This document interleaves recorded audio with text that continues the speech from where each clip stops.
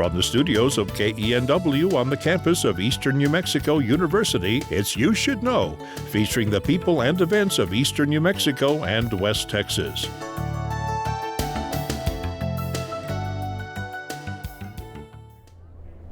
Welcome to You Should Know. I'm your host, Evelyn Ledbetter, and today we're coming to you from the grounds of the 2025 Albuquerque Balloon Fiesta. I have some guests that we were going to visit with today that have a lot of knowledge about the Balloon Fiesta, so let's get started.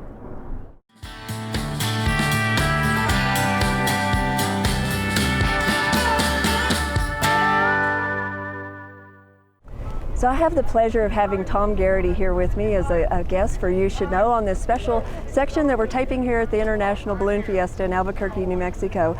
So Tom, thanks so much for being here with me this morning. You bet, Evelyn. Great to be here. You have some history on this place, don't you? Your world is marketing, so just tell me a little bit about Tom Garrity. Yeah, so gosh, let me see. My background is in news media, 10 years in the news business, and I took that to create the Garrity Group Public Relations. And we started that in 1997, based in Albuquerque. We help small businesses to be heard and large organizations to be understood. And one of our clients right out of the gate included three. Actually, over the years, we ended up working with the New Mexico Chili Association. Mm-hmm. In 1997, we worked with the Roswell UFO encounter to promote them. And then, of course, now the Balloon Fiesta. And they were 1994 was my first time, and when the firm opened in 97, they were a client. So we provide media relations services and have the opportunity to work with professionals like yourself and other media as well to really kind of help to tell our clients to tell their story. You know, kind of crazy. I served as the director of the New Mexico Chili Association for a couple of years, so we almost crossed paths, but just a little later. Yeah, I think that's probably one of the best jobs in New Mexico, I think, outside of where we are now. You know, people, it's hard to make people mad when you talk green chili. Well, that's really, I mean, you just got your foot in the door and have just ran with that. And so you said 1994, I was working with Visit Albuquerque, and Dick Gilliland, who was the CEO, he said, "Hey Tom, why don't you go talk to those balloon people at the north end of town?" I said, "Okay, why?" He says, "They're on to something." And I kind of laughed and I said, "Yeah, it's called the Balloon Fiesta." And so I went up there, and it was, the rest, as they say, is history. Isn't that crazy, launching from the mall parking lot 13 balloons way back when it got started? 1972 in the Coronado Mall parking lot. Sid Cutter, who is the founder of Balloon Fiesta, got together with a gentleman named Dick McKee and Tom Rutherford. And they were working for KOB Radio. And their whole goal was to celebrate 50 years being on the radio. And so they said, how can we do that? And Sid Cutter brainstormed with both Dick and Tom, and they said, let's go ahead and create a balloon event. And Sid said, I'll call in some of my friends. Mm-hmm. The interesting thing is, it was supposed to be larger than 13, but there was this huge storm on the East Coast that prevented a lot of the pilots from getting in to visit. Because normally you probably wouldn't pick 13 to be the number of balloons to send up. No, unless you're a baker, and then it's a baker's dozen is always and great. And that's a good thing. Yeah, absolutely. And so then it morphed from that. So what was the next step? I'm sure a larger venue. Some people enjoyed it. They said, let's do it again. Yeah, they did. You know, all the balloons, they launched from Coronado Mall, and they flew over Interstate 40, and they landed at the New Mexico State Fairgrounds. And so the very next year, they said, you know what, we should launch from the New Mexico State Fairgrounds. That makes sense, and right? So, you know, they did, and they were there for a couple of years, and then there were other fields along the way where they would have the balloon event. Uh-huh. And it wasn't until, I believe, 1975, I believe, that the word fiesta was actually tied into the flying event. But we've been here at this park for about 22 years. Boy, it's not, I mean, I can't even imagine there's all the pieces of this puzzle. I'm going to guess you're already working on next year's Balloon Fiesta, and you're not even finished with this one. We are. In fact, even though this is going to air later, there's on Monday, as a part of New Mexico Day, Balloon Fiesta for the first time is going off-site into a little village called Los Ranchos, which is just to the west of here. Mm-hmm. And they're going to celebrate with 66 balloons on the original Route 66. There you go. The naming of the 54th event. So yeah, work is well underway for next year. You know, it's kind of funny that just by coincidence, when I was kind of prepping for the interview, one of the things I was going to ask was like, what do you see as something coming forward? And then I had read, sure enough, a launch somewhere other than here. Yeah. So give me just a background of what all you tie together as the media part for the Balloon Fiesta. Wow. Well, we have to be in everybody's business because we provide the promotional aspect. We provide the earned media aspect. So the stuff that reporters talk about, anchors talk about, news media coverage. Coordinate all of the social and digital media. There's another great team that handles all of the marketing and the advertising. But we all kind of work cooperatively together, and so what we do is that we work with the organization on the messaging, on rolling out messages. There are so many different calendars that are taking place, whether it's pilot registration, vendor concessions registration, media registration, ticket sales.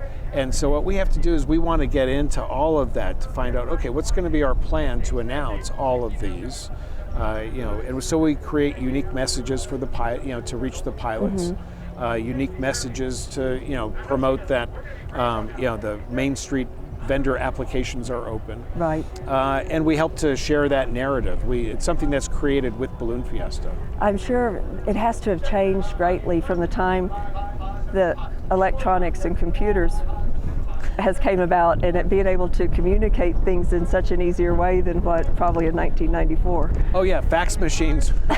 We're still the rolled up paper that came out. Yeah, they were, and we had pagers and stuff and dial phones. So yeah, it was. Yeah, none of these emails and text messages to keep up with people. We actually had press kits, and so we were in charge of putting together the press kits, and we would have slides that would then go to the newspapers. And we had videotapes that we would send to the TV stations, just with B-roll or cover footage.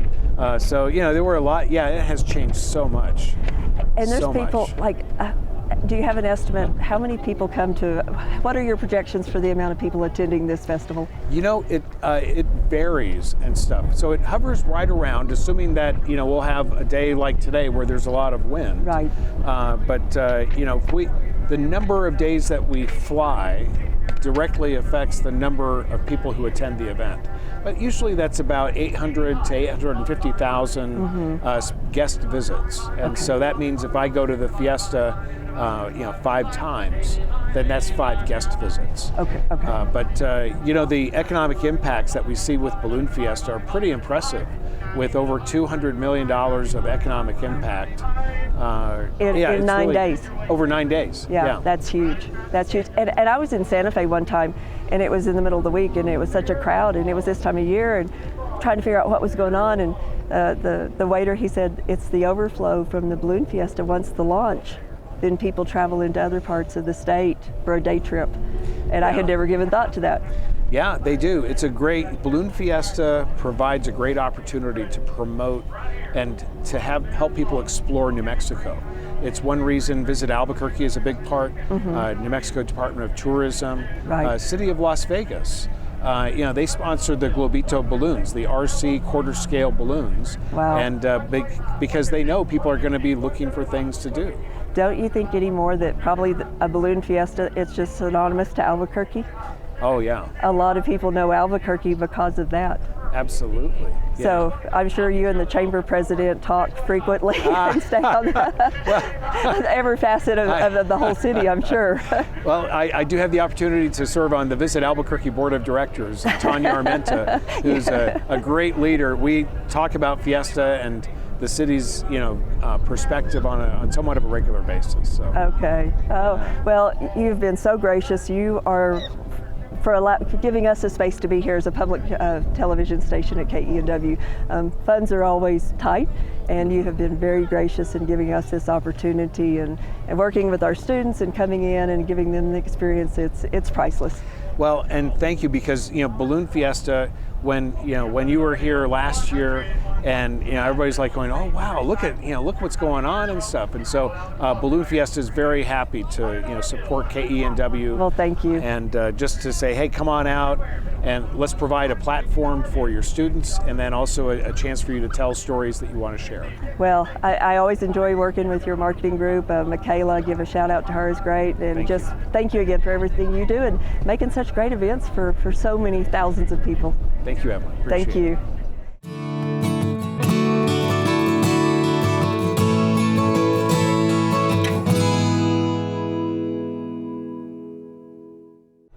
We're so fortunate to have some more of our guests that just happen to be ENMU alumni and KENW. So Bella Mendoza has joined me. Thank you, Bella. Thank you so much for inviting me. This is super exciting. It is. We've had several people that came to school at Eastern and then also part of our KENW program. It's a big family. And so I was thrilled when you were willing to come and spend some time and talk. Yes, thank you guys. So tell me about your background.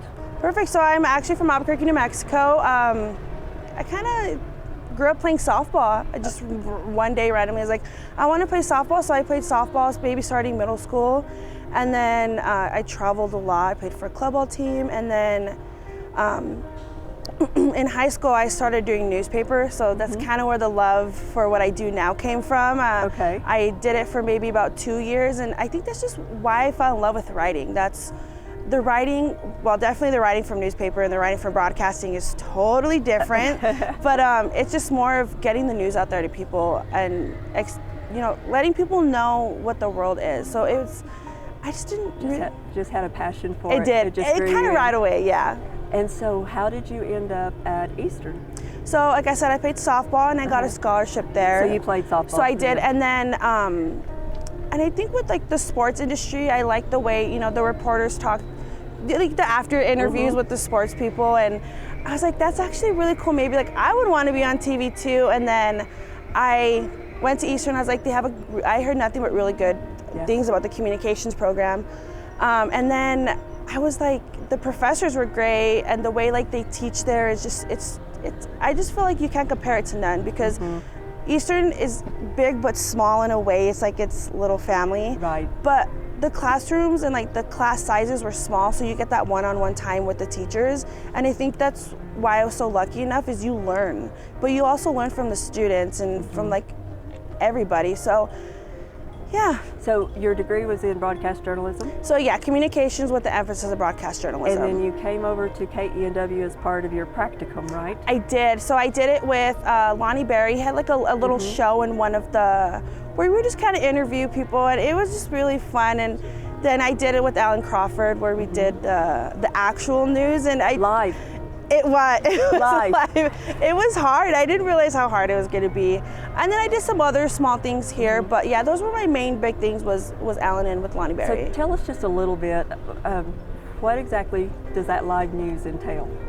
If people don't pressure. know. Time it management. Is live. If you mess up, there's no going backwards. No, it's there, but it's like I think it's a lot.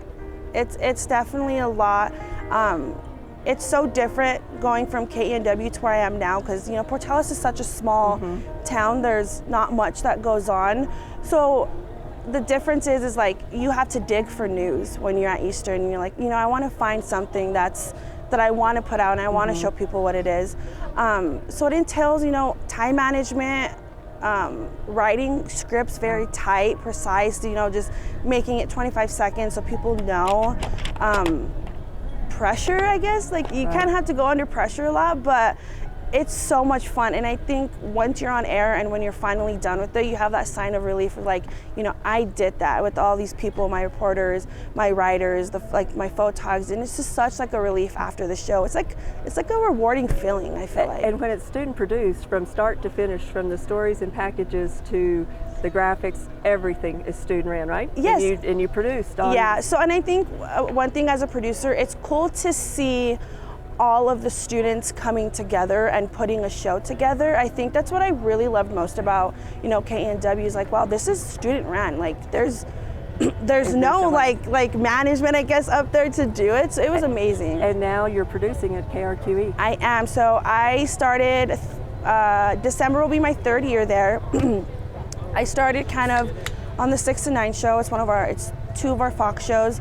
And now I'm kind of just all over the place until everybody gets trained up. Then I'll go full-time 10, so I kind of do the night shift, but that's probably one of our most watched shows. But you've only been out of school 3 years, is Yes, that right? so- And you're in this position along with several alumni from ENMU and KENW. Yeah, so actually right after I graduated in 2022, I took a week off and then I started working at KRQE right away, which I did intern there during that summer before, and I was like, wow, this is the place that I want to, this is the place that I want to work at. KRQE was definitely my dream job. I love the anchors there, I love the reporters, I love everybody there. So I started a week after graduation.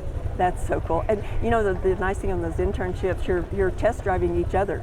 You're Yes. learning whether that's a place you would like to work, and they're learning if you're someone that fits within that organization. Oh yeah, and the internship, it's what I liked about it is like I didn't stick strictly with producing. I learned how the reporters put their pieces together, how they do the interviews. I learned how photographers go out and like shoot video and do interviews. So it was definitely interesting, but producing I fell in love with right away because it's like your own show. Right. Like I have my own show where I can kind of make the decision of I want to put this in my show and I want to put it on air. So I kind of like my own boss kind of in a way, but not. But lots of pressure on you too to make sure it turns out.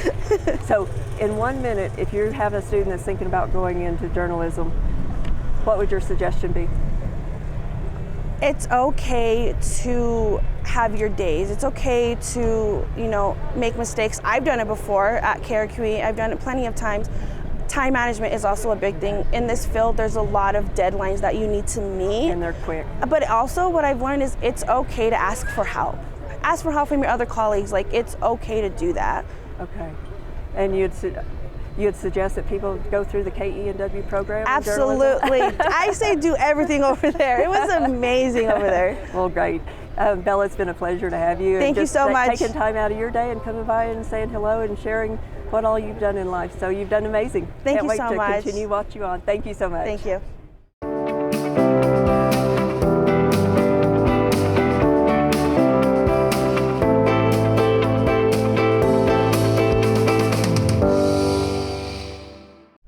And joining me now is Marilyn Upchurch, and this is so fun. I have known Marilyn for quite a while, and just a thrill for you to come and join today. Man, it's so good to see you all. I've missed your all's faces. I know. You're an alum of ENMU I sure and am. the KENW program. That's right. Yeah, I graduated in 2022, and I worked at the station throughout college, and just a wonderful time. Well, kind of interesting. You started out as a wildlife biology major, right? I did. So how did you stumble into KENW? I was majoring in wildlife biology. I was wanting to go into the Forest Service somehow, and then I started taking some PR classes and communication, and ended up finding out that there was a news station on one side of the building that I could work at. So I went on to the other side and I applied for a job, and I started working at the news station. You know, Marilyn, I have to say, I remember when you first walked in, and boy, you hit the ground running. I mean, you got started and you went out there and you hustled. And so when we have new students come in, I'll always say, you can make out of this whatever you want and the work you put into it, because you worked hard. You worked hard as a student. Yeah. So And I would also, encourage other students too. I remember while I was there, and you really need that background in order to get into this business. Right. You can't just enter it. I mean, it'll take time if you do enter it without any background, but working with you all really prepared me to be a producer. I was also just doing all the background stuff, and then becoming an MMJ, I was able to use your all's cameras and go out and shoot my own stories by myself. And tell us what you're doing now. So I work at KRQE News 13. Congratulations. Here in Albuquerque. Thank you.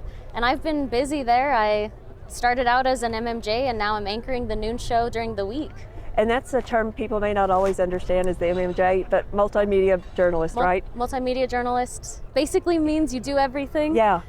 You're not the going out with a crew. No, and the industry is changing in that way of you get your camera, you leave for the day, you go get your interviews, you come back, you write it up together, and yeah. You're editing and everything.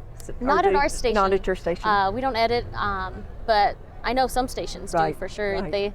They expect you to do a lot more, I think. And then be on air presenting that be later. On air. And that's a crazy part. I think that's a challenging thing, is when you're an MMJ and you're having to run around. You get sweaty, your Oh, I know. makeup starts falling off, then you have to be TV ready, and yeah, you know. the behind the scenes is you look nice on camera, but the effort to get to that point. Like I changed clothes in the Jeep a while ago, so I mean that's part of it. Yeah, and that's the thing is, you know, if anyone wants to get into this, it's not a glamorous job, but it's worth it. It looks glamorous. It looks glamorous, but you're not seeing all the work No, behind the scenes. It's a lot of work, Yep. but you know, it is worth it. You know, the stories you get to tell, the people you get to meet. Well, you hit the anchor desk too. I did, yeah. So here in Albuquerque on KRQE, and you tell me what, Mondays, Tuesdays, and Fridays right now, the noon show. the noon show. Yeah. And that's huge. It is. And you graduated 3 years ago from Eastern? Over 3 years ago, yeah. Which, yeah, it's crazy. Time just flies. Boy, you have worked. So, and we have a lot of other students that are there as well, Yeah, I aren't think at KRQE, KENW students are taking over. There's at least, I don't know, 5 of us, probably more, because there's Yeah. even folks that I've met, like photogs there. They graduated years ago, and they also went to ENMU. Isn't that amazing? It's amazing. Mr. Dwayne Ryan, who started that studio in Portales, right. and the feelers that have just went out Yeah. all across the nation. Who would have known? Right, You know? right. So, It's a big impact. when have you set goals post, or I guess milestones of what you would like to see coming in the future? You know, I'm not too sure yet. You know, the job does take a lot, and Right. you know, it'd be interesting to do maybe national one day. But I do really enjoy local news. I like the impact that you can have on a community, and just getting to know people, and it's just pretty cool. So this will be fun, hopefully. When your first package they sent you out to do you still remember it? That's a good question. Or do you remember one that made a big impact that you would share with us, like when you got the story and what you went and did? You know, there's so many stories, and it's so sad. Sometimes there's days where my family asks me what I did in that day, and I don't even remember. But I think the big stories that impact you the most are, you know, someone's family is missing, or someone's family passed away, and you really get to be with people in some of their hardest moments. And it really does touch your heart a lot. Right. And that's why you need some of the good stories too sometimes to really kind of get you. Yeah. And the hard part is, you know, when people are going through tragedy, and you as the media coming in to interview, you may not always be super welcomed. Right. I mean, and that's hard time. You have It's to read news, the room but, for sure. but it can be pretty aggressive sometimes, and having a heart for people as well. Yeah, got to remember to be ethical. Yeah. I think that's the biggest thing, to remember to be a human. Right. You know, you can't forget that in this industry. Oh, crumbs. So, and your family's here. So the Balloon Fiesta, you're not working it this year? No, I'm not working it this year. Here with my family, my boyfriend, my mom and brother. And oh, how fun. It's been wonderful. But too bad they didn't go up today. I wish they would have. It was a beautiful, maybe tomorrow. Right, right. And you're actually a fairly close local. You're not Albuquerque, but you grew up in... I grew up in Edgewood. Okay. But I do live here in Albuquerque now. Now. Yeah. But so what brought you to Eastern? What made you pick that? So I got a little music scholarship through the choir. I went there for a choir festival of some sort. Then I applied at Eastern, and I got a little scholarship.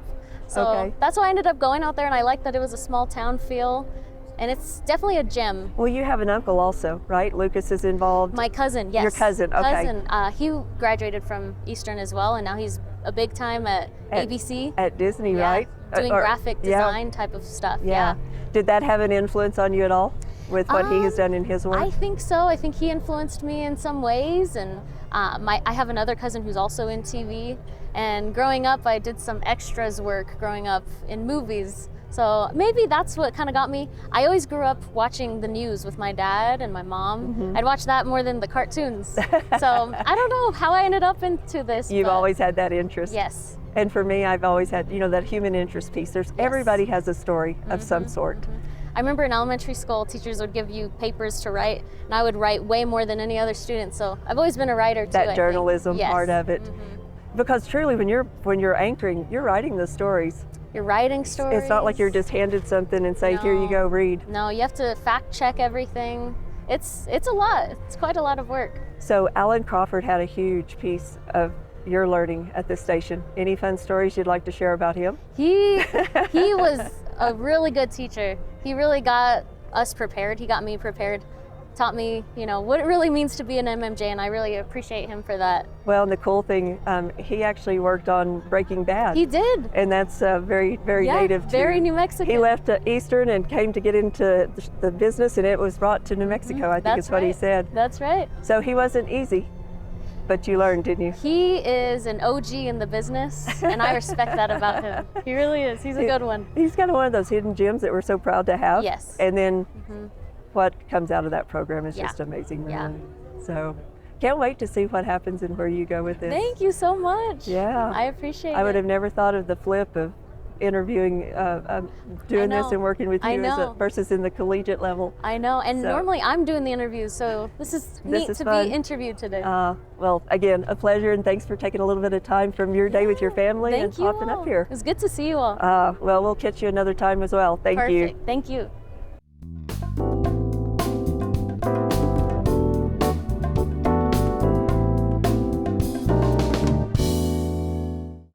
Thank you for joining us today on this special episode coming here from the grounds of the Balloon Fiesta. We hope we're able to do some more of these on remote location. It's just a ton of fun. We really appreciate you joining us, and we will see you next time. Cheers.